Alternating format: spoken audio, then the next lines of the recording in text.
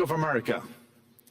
Good afternoon, Mr. President, and congratulations and obviously an eventful week for you and your family.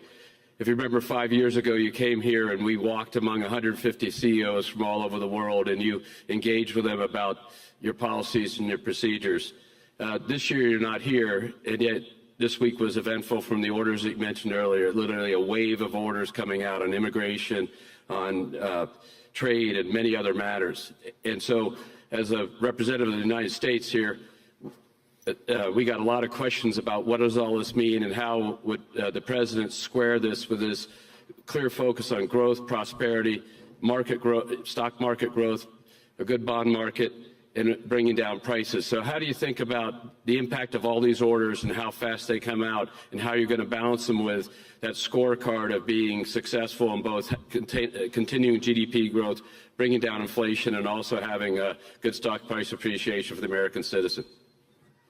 Well, I think it's going to actually bring down inflation.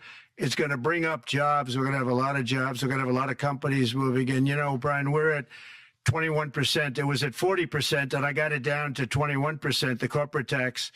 And it was actually, if you look at state and city, it was in many cases much higher than 40%. I got it down to 21%. And now we're going to bring it down from 21 to 15% if, there's a big if you make your product in the U.S. So we're going to have the lowest, just about the lowest rate. It'll be, the 21 is on the low side worldwide. The 15 is about as low as it gets.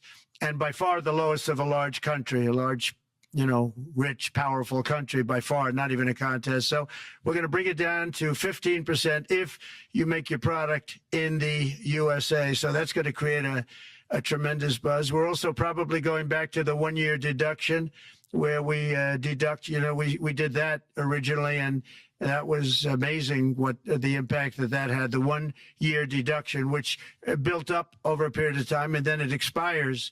But we're going to go back to that when we do the renewal of the Trump tax plan. We have to get Democrats to approve it. But, you know, if the Democrats didn't approve it, I don't know how they can survive with about a 45% tax increase, because that's what it would be. And so I think they're going to be, we've been working along with them pretty well. I think it's very hard for a political group to say, let's charge people 45% more. So I think we're in good shape, but we're actually doing a reduction for business and small businesses where you're going to bring it down to 15%, which is really something.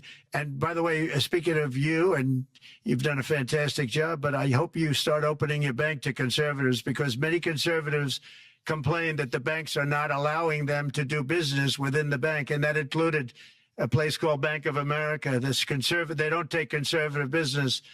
And I don't know if the regulators mandated that because of Biden or what, but you and Jamie and everybody, I hope you're going to open your banks to conservatives, because what you're doing is wrong.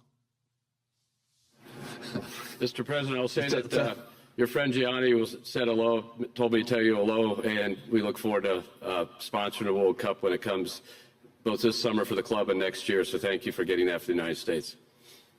Thank you very much, Brian.